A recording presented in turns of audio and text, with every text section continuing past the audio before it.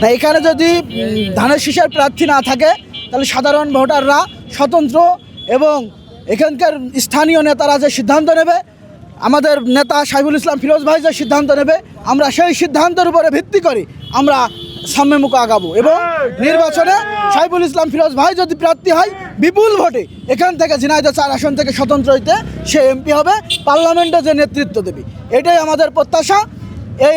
এই প্রত্যাশা রেখে আমার ঝিনাইদহ 4 আসন থেকে আমাদের প্রিয় নেতা জননেতা জনাব সাইফুল ইসলাম ফিরোজ ভাইকে মনোনয়ন দেওয়া হয়েছিল বিএনপির দুঃসময়ে, কিন্তু আজ বিএনপির তুলনামূলকভাবে স্বৈরাচার নেই, সেহেতু সুসময়ে ধরা যায়। এইখানকার জনপদের মানুষের সাথে, মাটি মানুষের সাথে নারীর সম্পর্ক আমাদের প্রিয় নেতা জননেতা সাইফুল ইসলাম ফিরোজ ভাইয়ের। দেশনায়ক তারেক রহমান বলেছিলেন যে প্রতিটি এলাকায় যার সাথে জনগণের সম্পৃক্ততা আছে তাকেই মনোনয়ন দেওয়া হবে। বাংলাদেশ জাতীয়তাবাদী দলের মনোনয়ন বোর্ডের সকল নেতৃবৃন্দের কাছে অনুরোধ বা টিম মেম্বারদের কাছে অনুরোধ, এখানকার যে রাশেদ খানকে নাকি যেন নাম বলে তাকে মনোনয়ন দিয়েছে, তার সাথে এখানকার জনগণের কোনো সম্পৃক্ততা নেই।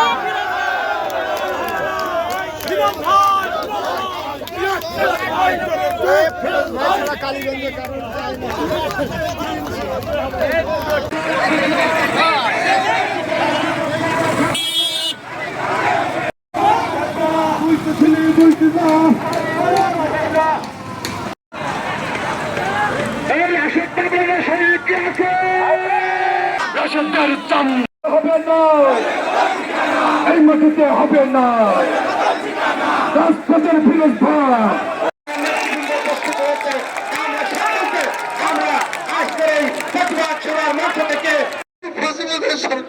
সরকারকে বোধন করেছে ইসরায়েল জীবনকে সংগ্রামে উপস্থিতি আজ দুঃখ ভাড়া গান করে দেয়